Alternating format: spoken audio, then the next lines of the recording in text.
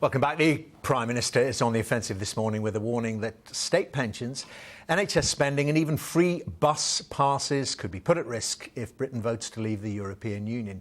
Mr Cameron says the strain that Brexit would put on the economy would threaten the so-called triple lock guarantee for pensioner payments and the ring-fenced health funding. Well, I'm joined now by Priti Patel, the Employment Minister and Vote Leave campaigner. And a very good morning to you. So more Project Fear or a genuine warning about some of the dangers lurking? Well, look, I think this is still very much part of the Remain campaign's approach in almost now not just the fear aspect, but terrifying people with projections again in terms of, you know, what the list that you've just reeled off. But people are asking for, you know, what does Leave look like? What does Remain look like? Well, we've been very clear in terms of Leave, the opportunities that would be created for our economy.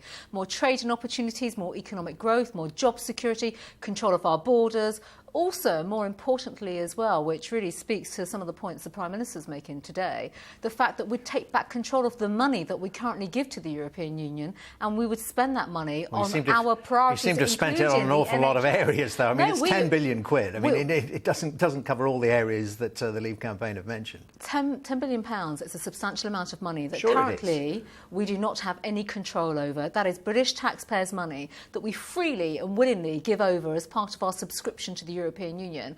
I think that the British public would like to see that money not handed over to unelected bureaucrats and people that are not accountable to the British taxpayer, but the British public would like to see that money spent on their But you know, the priorities. Prime Minister and the Chancellor's argument is that because the overall economy would take a dip and that £10 billion would be dwarfed by a smaller economy. Therefore, even if you spend the same proportion on things like the NHS and defence and so many other things, it's a lot less money. Well, a couple of points to make.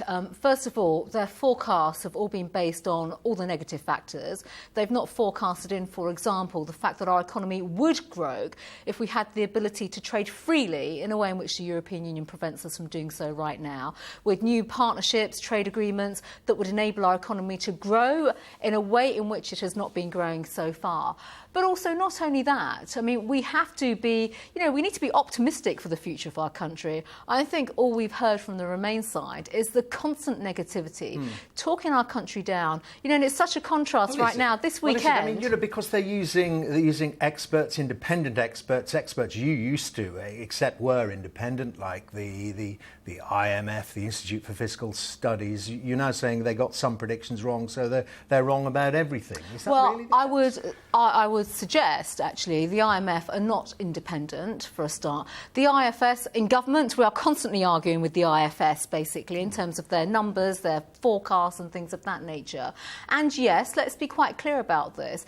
The country, the British public, don't want to be lectured by organisations that, quite frankly, said 10, 15, 20 years ago that we should join the ERM. Look what a success that was not when people lost their livelihoods, when we saw exactly how our economy was destroyed through our membership of the ERM. These are the same organisations that wanted us to join the euro. Well, look at what has happened to the eurozone across the European Union. And of course, they are the ones constantly trying to force us into a political relationship and more harmonisation and integration with the European Union. But I mean, we are saying that is not good for Britain. It's certainly not good for British jobs. You've changed your mind about the European Union, haven't you? I mean, in the past, you've voted quite consistently on elements, for instance, of enlargement. You used to think that it wouldn't be a bad thing if Turkey joined the European Union. Well, it is government policy for Turkey and you voted for it. It is government policy for Turkey to join the European Union. This referendum, in my view, has changed the dynamics. I think we should have But you used to think that it would be all right if Turkey eventually joined the European Union, didn't you? It is government policy, but this referendum has effectively thrown up very legitimate concerns about Turkish membership of the European Union. But you didn't have them then when you voted for it. Well, we are paying. What we now discover, we've now discovered that we are paying, British taxpayers' cash is being spent on supporting Turkey's accession to the European Union. We've now seen, I think the Sunday Times have reported today, documents that have basically shown that the government were looking at exploring the free movement of Turkish people to the United Kingdom. These are issues that are now coming out in the public domain, and actually this debate, so you're this saying referendum you didn't know then what you know now? No, we definitely did not know that. But and I would suggest, actually, the challenge now is to put more of this information into the public domain so the public can actually see what is going on. It's not just Turkey, though, isn't it? I've just been looking through some of your voting record. In July 2010, you voted to establish the European Union External Action Service. December that year, you voted to work closely with the European Commission to deliver a strong principle-based framework for financial sector corporate governance. And then this in 2011, you voted against requiring a referendum prior to the UK giving emergency financial assistance via the EU to member states other than let's Ireland. Look at those areas. Hand over the money. Let's discuss those areas, actually. Back in 2011 as well, I remember speaking during the Sovereignty Bill in Parliament, calling for an annual audit, actually, of all these directives, all the rules that are transported over, an annual report, and importantly asking for powers to be repatriated back to the government in Westminster. We have not seen any of that. And also, if I may say so... handing over money without asking to Greece? Those discussions took place prior to the 2015 general election. They took place prior to our commitment to give a referendum. They took place prior to the renegotiation that actually did not deliver on our own manifesto commitments as well, in terms of controlling our borders, securing our public services, making sure that people that come to the United Kingdom actually contribute. So the emergency brake that has been spoken about still has to be negotiated. These are areas that, quite frankly, the British public are concerned about. We're hearing the concerns, certainly I am when I'm travelling the country and I'm going out and about in this referendum campaign. The public want answers and they want to know that the government is on their side, standing up for them against the unelected and the unaccountable institutions in the European Union. Are you hearing concerns within the Conservative Party about how the Prime Minister and his acolytes are conducting the Remain campaign?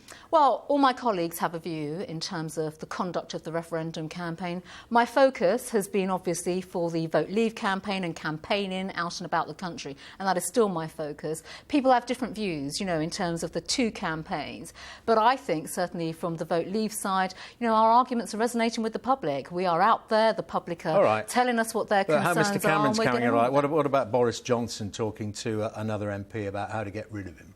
Well, I don't know the details of any of that, so I think it's inappropriate for me to comment on that. But what I would say, my colleagues, I've been in Parliament this week, I've been in Westminster with my colleagues. We are focused, on the two campaigns, whether it's Remain or Leave, on focusing on the arguments. And certainly from my side, that is important. But also we recognise as well that after the referendum, we are a Conservative Party in government and that we'll continue to work together to deliver on the various strands of our manifesto commitments. With Prime Minister David Cameron? Well, of course, absolutely. I think that's not an issue. So even if he sacks you? I've been very clear during this referendum campaign. You've heard the Prime Minister himself say so as well, that win or lose, he will deliver the will of the British public. I support him in that. So you think he would be the man for the job? If the Leave side prevail, you think he's the one who reluctantly then renegotiates I will say it again. I've I've been very, very clear. In fact, I could not be any clearer. I've said this throughout this referendum campaign. He is the Prime Minister. He will deliver the will of the British public on the outcome of this referendum. And quite frankly, I do see some of the sort of the leadership question that occasionally comes up. I just think that is speculative, and I think that is totally irrelevant. David Cameron is our Prime Minister and will be after the referendum. OK, Priti Patel. Good to see you. Thank you very much indeed.